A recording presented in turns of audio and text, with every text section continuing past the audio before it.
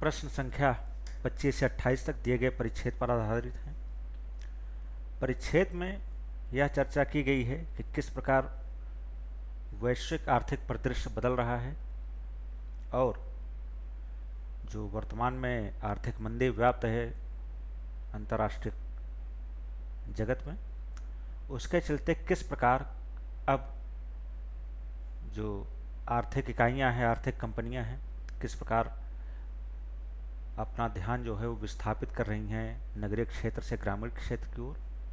वहाँ उनको विकास के अवसर दिख रहे हैं और ऐसी स्थिति में भारत जैसा देश कि जिसकी ग्रामीण आबादी बहुत अधिक है, साथ ही जो विकास भी कर रहा है, ग्रामीण क्षेत्र आर्थिक विकास कर रहा है, उसका महत्व बढ़ जाता है। और किस प्रकार कंपनियां जो है तमाम प्रकार की कैसे उस ग्रामीण बाजार को पकड़ने का प्रयास कर रहे हैं, उसमें पैठ बनाने का प्रयास कर रही हैं, इस पर चर्चा की गई है। तो हम प्रश्नों पर आते हैं।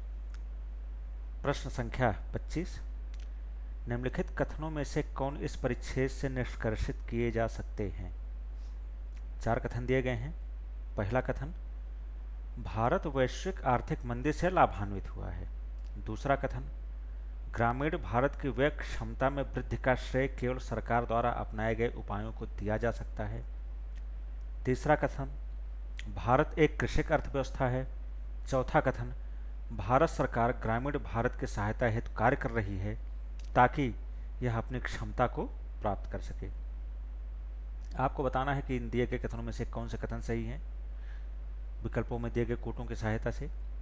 तो इस प्रश्न के उत्तर के लिए यदि हम परिच्छेद का विश्लेषण करें तो पता चलता है कि कथन 1 सही है। इसके लिए हम परिच्छेद की इस पंक्ति का संदर्भ ले सकते हैं कि विश्व भर में व्याप्त दीर्घकालीन आर्थिक मंदी ने कंपनियों को विश्व भर के उभरते बाजारों में प्रवेश हेतु प्रेरित किया ताकि समृद्धि हो और दीर्घावधि आधारित कारोबार समृद्धि में सहायता मिले। नीति नियंता संकेत करते हैं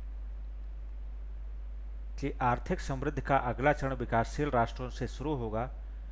बढ़ता हुआ ग्रामीण वर्ग जो भारतीय जनसंख्या का 70% से अधिक है को समृद्धि को आगे ले जाने हेतु सर्वाधिक महत्वपूर्ण भाग के रूप में देखा जाता है और विभिन्न क्षेत्रों की कंपनियां कारोबार पाने हेतु उन्हें लुभा रही हैं। तो इस प्रकार पहला कथन सही है। दूसरे कथन के संदर्भ में हम इस पंक्ति को देख सकते हैं, भारत सरकार के उपायों जैसे किसानों का कर्ज माफ करने का कार्यक्रम, राष्ट्रीय ग्रामीण रोजगार गारंटी योजना और कृषि उत्पादों के समर्थन मूल्य में वृद्धि ने ग्रामीण भारत में व्यय योग्य आय में तीव्र दर से वृद्धि की है।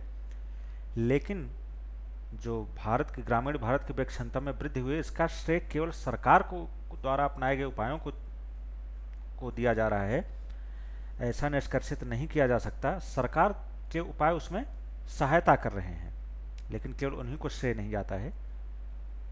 तो इसलिए कथन 2 निष्कर्षित नहीं किया जा सकता। कथन 3 के संदर्भ में हम परिच्छेद की पहली पंक्ति देख सकते हैं, भारत परंपरागत रूप से कृषक अर्थव्यवस्था रहा है, तो तीसरा कथन निष्कर्षित किया जा सकता है। चौथा कथन पुनः निष्कर्षित किया जा सकता है इसी पंक्ति से जो इसके पहले दूसरे कथन के संदर्भ में जिसे मैंने पढ़ा, जिसका उल्लेख किया कि भारत सरकार के उपायों जैसे किसानों का कर्ज माफ करने का कार्यक्रम, राष्ट्रीय ग्रामीण रोजगार गारंटी योजना और कृषि उत्पादों के समर्थन मूल्य में वृद्धि ने ग्रामीण भारत में व्यय योग्य आय में तीव्र दर से वृद्धि की है। तो चौथा कथन भी सही है। तो इस प्रकार प्रश्न का सही उत्तर विकल्प ए है। अगला प्रश्न, इस परिच्छेद का महत्वपूर्ण संदेश क्या है? विकल्प ए, ग्रामीण भारत नई समृद्धि का इंजन है। विकल्प बी, भारत का ध्यान कृषि से हटाकर कॉर्पोरेट क्षेत्र पर देना। विकल्प सी, एक विकासशील राष्ट्र के रूप में भारत का महत्व। विकल्प डी, ग्रामीण वर्ग पर भारत सरकार के ध्यान में वृद्धि करना। तो इस प्रश्न के उत्तर के लिए उस पंक्ति का पुनः संदर्भ लिया जा सकता है जो पिछले प्रश्न के संदर्भ में उल्लिखित की गई थी कि नीति नियंता संकेत करते हैं कि आर्थिक समृद्धि का अगला चरण विकासशील राष्ट्रों से शुरू होगा। बढ़ता हुआ ग्रामीण वर्ग जो भारतीय जनसंख्या का 70% से अधिक है को समृद्धि को आगे ले जाने हेतु सर्वाधिक महत्वपूर्ण भाग के रूप में देखा जाता है और विभिन्न क्षेत्रों की कंपनियां कारोबार पाने हेतु उन्हें लुभा रही हैं। इससे पता चलता है कि प्रश्न का सही उत्तर विकल्प ए है। अगला प्रश्न, प्रश्न संख्या 27, निम्नलिखित में से कौन ग्रामीण बाजार के संदर्भ में भारतीय दूरसंचार क्षेत्र के बारे में सत्य है? 3 कथन दिए गए हैं और आपको यह बताना कि इनमें से कौन सही है या कौन से सही हैं। पहला कथन, यह क्षेत्र अपने ग्राहक आधार ग्राहकों की संख्या बढ़ाने का प्रयास कर रहा है। दूसरा, यह क्षेत्र ग्रामीण बाजार का दक्षता पूर्ण रूप से दोहन नहीं कर पाया है। तीसरा, दूरसंचार उद्योग अपनी समृद्धि हेतु पूरी तरह से भारत सरकार पर निर्भर है। और चौथा कथन है कि यह क्षेत्र विविध अवरोधों और समस्याओं से ग्रस्त है। तो इस प्रश्न के उत्तर के लिए आपको बताना है, दिए विकल्पों में दिए गए कोड की सहायता से उत्तर चुनना है। तो इस प्रश्न के उत्तर के लिए यदि हम परिच्छेद का विश्लेषण करें तो पता चलता है कि प्रश्न का सही उत्तर विकल्प बी है, अर्थात कथन 1 और 3 सही हैं।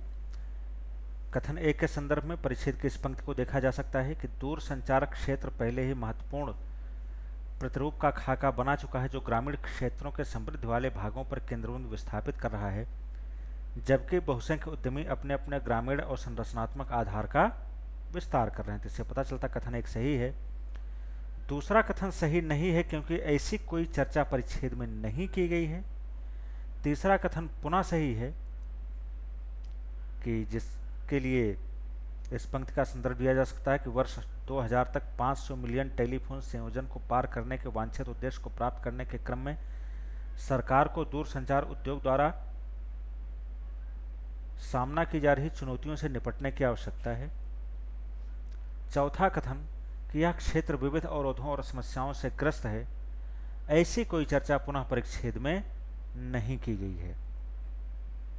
चुनौतियों की बात जरूर की गई है, लेकिन विविध अवरोधों और समस्याओं से ग्रस्त है ऐसा कोई उल्लेख नहीं किया गया है। तो यह संपूर्ण कथन नहीं है जो परिच्छेद से संगत हो, इसलिए सही उत्तर नहीं हो सकता। तो प्रश्न का सही उत्तर विकल्प बी है। अगला प्रश्न, प्रश्न संख्या 28, कि कुछ कारपोरेट कंपनियां ग्रामीण भारतीय बाजार पर ध्यान क्यों दे रही हैं?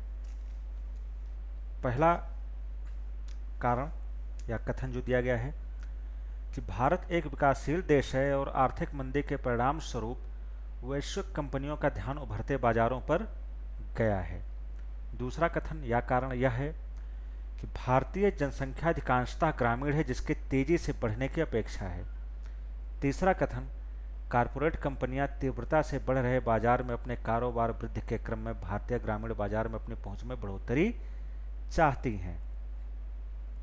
तो इस प्रश्न के उत्तर के लिए यदि हम परिच्छेद का विश्लेषण करें तो पता चलता है कि कथन 1 सही नहीं है, क्योंकि